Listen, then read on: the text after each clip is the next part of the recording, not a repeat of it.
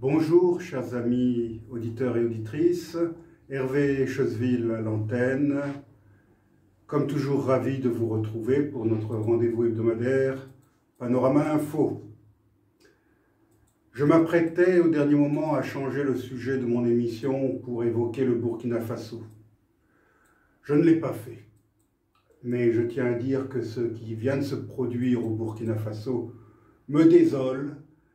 J'avais déjà exprimé ma désolation concernant le Mali et la Guinée il y a quelques mois. La couleur kaki est en train de se répandre sur l'Afrique occidentale, l'ancienne Afrique occidentale française, l'Afrique francophone. Ça me désole vraiment, d'autant que pendant la même période, il n'y a pas de coup d'État ni en Afrique anglophone, ni en Afrique lusophone. Y aurait-il une malédiction dans les pays francophones? J'y reviendrai sans doute la semaine prochaine. Je resterai donc fidèle à mon sujet au sujet que j'avais préparé. En dehors du monde du rugby, nos grands médias évoquent rarement l'archipel des Tonga. Il en a cependant été beaucoup question au milieu du mois de janvier et depuis, lorsqu'une gigantesque éruption volcanique s'est produite dans cet archipel. Attends, archipel.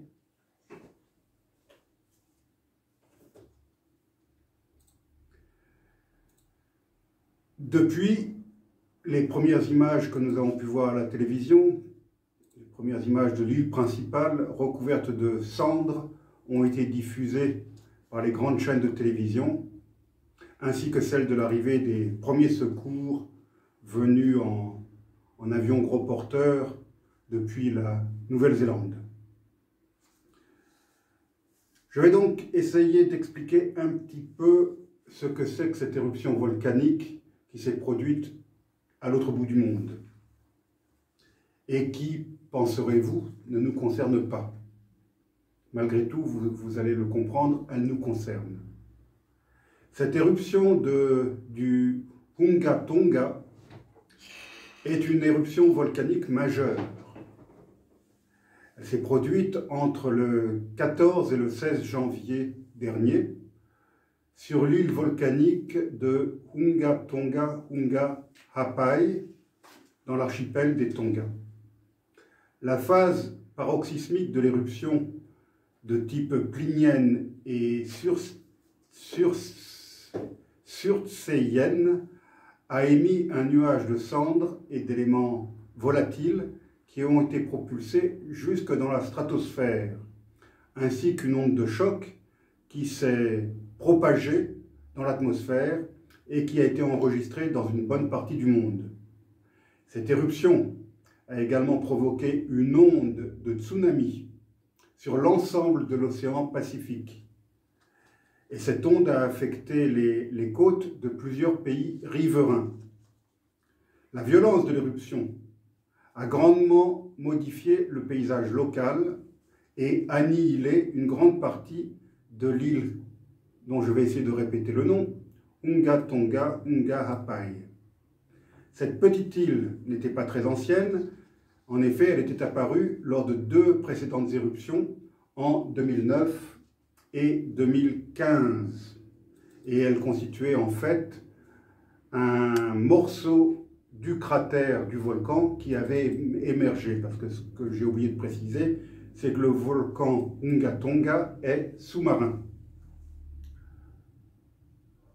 Depuis ces deux éruptions, le volcan Hunga Tonga était demeuré quasiment inactif. Il est donc à nouveau entré en éruption, d'abord le 20 décembre 2021, envoyant des particules dans la stratosphère. Le panache de cendres était visible depuis Nuku'alofa, la capitale des Tonga, située à environ 70 km du volcan. Des explosions ont été entendues jusqu'à 170 km du volcan. Cette éruption initiale s'est terminée le 21 décembre. L'activité volcanique a recommencé Et le 25 décembre, d'après les images satellites, la taille de l'île avait augmenté. Cette nouvelle éruption a été déclarée inactive le 11 janvier 2022. Mais une nouvelle éruption a débuté le 14 janvier à 4h20 heure locale, envoyant des nuages de cendres à plus de 20 km dans l'atmosphère. Le gouvernement des Tonga a lancé une alerte au tsunami pour prévenir les habitants. Des géologues tongiens situés près du volcan ont observé des explosions et une colline de cendres de 5 km de large. Le 15 janvier, une phase éruptive beaucoup plus importante et explosive s'est produite vers 17h15 heure locale. Elle émettait un nouveau panache de cendres propulsé dans la stratosphère à plus de 15 km d'altitude avec une extension maximum de plus de 500 km. Le 16 janvier, une partie du matériel volcanique du nuage a atteint l'altitude maximale de 31 km. 31 000 mètres. Le Volcanic Ash Advisory Center de Nouvelle-Zélande a alors émis un avertissement à l'adresse des compagnies aériennes. Les cendres de l'éruption touchèrent terre sur l'île principale des Tonga, nommée Tongatapu, masquant le soleil, tandis que les habitants étaient bloqués dans des embouteillages alors qu'ils tentaient de rejoindre des zones plus élevées de l'île, par crainte d'un tsunami. À Nuku'alofa, la capitale des Tonga, située sur l'île principale, de fortes explosions ont été entendues et des petites pierres, des cendres, tombaient du ciel. L'explosion a été entendue jusqu'au Samoa, situé à plus de 840 km du lieu de l'éruption. Les habitants des Fidji ont décrit des sons s'apparentant à ceux du tonnerre.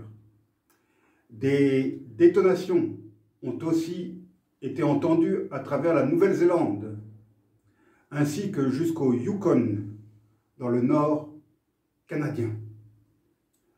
La puissance de l'éruption est estimée équivalente à celle d'un séisme de magnitude 5,8 selon le United States Geological Survey des États-Unis. L'émission et la propagation du panache volcanique ont été observées depuis l'espace par des satellites et des ondes de choc se sont propagées à travers tout le Pacifique. Les variations de la pression atmosphérique ont même été mesurées dans le Var, en France. L'étendue des dégâts et le nombre de victimes dans les îles Tonga restent, au moment où j'enregistre cette émission, incertains, du fait des problèmes de communication et de la multitude d'îles concernées. Un séisme de magnitude 5,8 et un tsunami de 1,2 mètres ont frappé la capitale tongane, Nuku'alofa. Les marégraphes de la ville ont enregistré des vagues de 1,5 à 2 mètres de hauteur. Des vidéos diffusées sur Internet montrent une série de vagues frappant le rivage ainsi que les maisons. La première ministre néo-zélandaise, Jacinda Ardern, a déclaré qu'en raison de coupures de courant, un câble sous-marin desservant les Tonga était probablement touché et que les autorités tentaient de toute urgence de rétablir les communications. Des missions de sauvetage ont été envoyées sur Atata, une petite île au large de la capitale des Tonga, qui aurait été partiellement submergée. Je rappelle que nous parlons d'îles qui n'ont pratiquement pas d'altitude. Elles sont très basses au niveau de la mer. L'île principale des Tonga ainsi que d'autres, ce sont des atolls. On a aussi signalé que nombre d'habitants des Tonga avaient du mal à respirer à cause des cendres. Toutes les îles du Pacifique ont enregistré de fortes vagues, sans toutefois faire de victimes. Une alerte tsunami a été décrétée dans le territoire français de Wallis et Futuna, mais elle a été rapidement levée. Des vagues de tsunami qualifiées de destructrices de 1 à 2,50 m ont été observées dans plusieurs îles du Vanuatu, les anciennes Nouvelles-Hébrides. Des vagues jusqu'à 80 cm de hauteur ont été enregistrées à Hanalei, dans l'archipel des Hawaï, donc aux États-Unis. En Nouvelle-Zélande, on a signalé que le tsunami avait coulé plusieurs bateaux et arraché d'autres bateaux de leurs amarres dans une marina. Le tsunami a provoqué des inondations dans la baie de Mahinepua, où se trouvait un camping, sans faire de victimes. Les 50 personnes présentes dans ce camping avaient été évacuées à l'avance. Aucune victime, fort heureusement, n'a été signalée en Nouvelle-Zélande. De fortes vagues ont également frappé le littoral japonais et même les îles Kuril, archipel russe situé au nord du Japon. Le tsunami a fait 2 victimes sur une plage péruvienne, à Lambayeque. Ailleurs au Pérou, les restaurants et les bateaux de la plage de Lagunillas et du quartier de Sant Andrés ont été endommagés par les vagues. Des dommages aux quais et à certaines maisons ont été causés dans la capitale Lima. Il a été rapporté qu'à San Gregorio, dans le comté de San Mateo, en Californie, 4 pêcheurs ont été emportés par le tsunami et que 2 d'entre eux ont été blessés. Les autres ont été récupérés et sont indemnes. En outre, les pompiers de San Francisco et la garde côtière ont secouru au moins 3 surfeurs. Je rappelle que la Californie est connue dans le monde entier par les amateurs de surf. Cette éruption au Tonga a donc eu un impact sur l'ensemble de l'océan Pacifique, de l'Australie au Chili et de la Nouvelle-Zélande au Japon et à la Californie. Les conséquences de l'énorme nuage qui s'est élevé jusqu'à 30 km dans l'espace se mesureront probablement avec le temps, dans les mois et dans les années à venir. Je pourrais seulement rappeler, à titre indicatif, l'éruption du volcan islandais Laki, qui explosa en 1783 et qui répandit sur l'Europe entière un brouillard sulfuré composé de dioxyde de soufre, provoquant la mort de milliers de personnes en 1783 et 1784. Il est dit que cette catastrophe fut à l'origine de la famine, qui fut, en France, l'une des causes de la Révolution française de 1789. Le 27 août 1883, l'explosion du volcan Krakatoa, situé dans les îles de la Sonde, dans l'actuelle Indonésie, fut une des plus violentes éruptions de mémoire humaine. Elle tua plusieurs dizaines de milliers de personnes et provoqua un tsunami qui ravagea plusieurs côtes, plusieurs littoraux. Les effets de cette éruption explosive furent perceptibles jusqu'en Europe, peu après la catastrophe, avec l'effet de l'onde de choc sur le niveau des mers, puis avec une nébulosité particulière due aux cendres en suspension dans l'atmosphère, qui dura plusieurs années. Le nuage de cendres de Krakatoa fit plusieurs fois le tour de la Terre et fit baisser la température mondiale de 0,25 degrés. Il conviendra donc d'être particulièrement attentif aux conséquences de l'éruption qui vient de se produire dans l'archipel des Tonga le 15 janvier dernier. Ce serait dommage de ne parler que de l'éruption sans décrire en quelques mots cet archipel des Tonga que malheureusement en France on ne connaît qu'à travers le rugby. Je tiens à signaler d'ailleurs que plusieurs joueurs professionnels tongiens jouent dans divers clubs de rugby en France, mais aussi en Angleterre. Les Tonga, c'est d'abord un royaume, le royaume des Tonga. Il se trouve dans l'ouest, dans la partie ouest de l'océan Pacifique, La superficie totale des terres immergées de cet archipel est de 747 km². Pour vous donner une idée, c'est à peu près 1,5 fois la taille de la principauté d'Andorre. C'est donc un petit pays qui est indépendant depuis 1970. Sa population est d'un peu plus de 100 000 habitants, mais il y a une forte diaspora puisque la moitié de ce chiffre, donc environ 50 000 personnes, vit à l'étranger, en particulier en Nouvelle-Zélande. La langue parlée est le tongien, mais bien sûr aussi l'anglais du fait du passé colonial, je vais y revenir. La capitale, vous l'avez entendu tout à l'heure, c'est Nuku'alofa, qui signifie patrie de l'amour. Il y a 25 000 habitants dans la capitale, qui est située sur l'île principale de Tongatapu, une île qui fait 259 km² et où vit la moitié de la population du pays. Alors, l'archipel des Tonga est situé à 875 km au sud du territoire français de Wallis et Futuna. Je signale au passage que, à ma connaissance, les seuls secours qui sont arrivés à Tonga venaient de la Nouvelle-Zélande et que je n'ai pas entendu parler de secours français, alors que la distance n'est pas très grande. Peut-être n'y avait-il rien à envoyer depuis Wallis et Futuna. Les Tonga sont composés de 3 archipels qui, au total, comptent 170 îles et îlots. Son climat est tropical, chaud et humide, et il y pleut beaucoup, environ 2000 mm par an.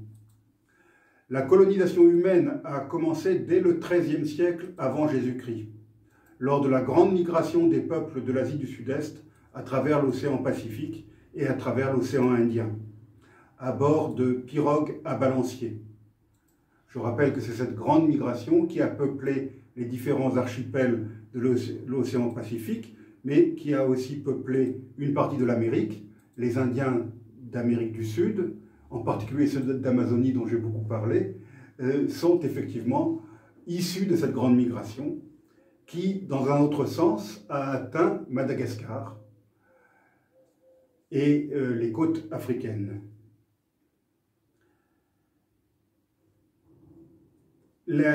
Sur les îles Tonga, des monuments colossaux en pierre calcaire ont été érigés par les anciennes civilisations qui vivaient, composés de pierres calcaires de plus de 40 tonnes chacune et de 5 mètres de haut. Une royauté a été établie à Tongatapu, la principale île, au début du Xe siècle. Au XVIIIe siècle, les Tonga avaient établi un immense empire maritime qui incluait les Fidji. Ce sont des navigateurs néerlandais qui aperçurent certaines îles des Tonga en 1616, donc les premiers Européens à avoir fait mention de ces îles, mais ils n'y ont pas débarqué. Par contre, le navigateur et explorateur néerlandais Abel Tasman, et là je mets des guillemets, découvrit Tongatapu le 21 janvier 1643. Abel Tasman est né en 1603 et il est mort en 1659. Et la Tasmanie, cette grande île au sud de l'Australie, lui doit son nom. Abel Tasman a visité une partie des îles Tonga. Ensuite, il a fallu attendre James Cook, ce célèbre navigateur britannique né en 1728 et mort en 1779, qui effectua plusieurs voyages entre 1773 et 1777 et qui a pris le premier contact avec les indigènes de Tongatapu. C'est lui qui donna à l'archipel le nom qui devait rester sous la période coloniale, le nom de Friendly Islands, que l'on a traduit en français par l'île des amis, que moi je traduirais plutôt par île amicale. En 1845, les îles Tonga furent unies en un seul royaume. En 1875, une monarchie constitutionnelle a été établie. Et c'est le 18 mai 1900 qu'un protectorat britannique a été établi sur l'archipel des Tonga Ce protectorat devait durer jusqu'au 4 juin 1970, date de l'indépendance. Le royaume des Tonga est toujours membre du Commonwealth. Le roi George Tupu V a renoncé à tout pouvoir politique en 2008. Ce roi, qui a régné de 2006 à 2012, est décédé brutalement à Hong Kong cette année-là. Le roi actuel est son frère, Tupu VI, né en 1959, et qui fut le premier ministre de l'archipel de 2000 à 2006. Pour terminer, je voudrais dire quelques mots sur les religions pratiquées dans l'archipel de Tonga. C'est assez original, puisqu'il y a 41,3% de la population qui se réclame de l'église méthodiste. Les missionnaires de cette église sont arrivés dans l'archipel dès le début du 19e siècle, mais ce qui est surtout original, c'est que 32% de la population appartient à l'église des saints des derniers jours, c'est-à-dire aux Mormons. Parlons des catholiques, il y en a quand même 16%, et ces catholiques, la religion catholique s'est implantée dans l'archipel durant la deuxième moitié du 19e siècle avec l'arrivée des missionnaires maristes. Voilà ce que je voulais dire au sujet du royaume des Tonga, ce paradis transformé en enfer puisqu'il a été recouvert de cendres. Les images que l'on a pu voir à la télévision sont particulièrement terribles. J'espère de tout cœur qu'il n'y a pas eu de victimes et surtout qu'il n'y aura pas de victimes sur le long terme, que toute cette cendre ne provoquera pas des cancers ou d'autres maladies, comme cela est malheureusement à craindre. Pour terminer, chers amis auditeurs, avant de vous dire au revoir, je vous invite à écouter un peu de musique traditionnelle du royaume des Tonga. À la semaine prochaine. Mala,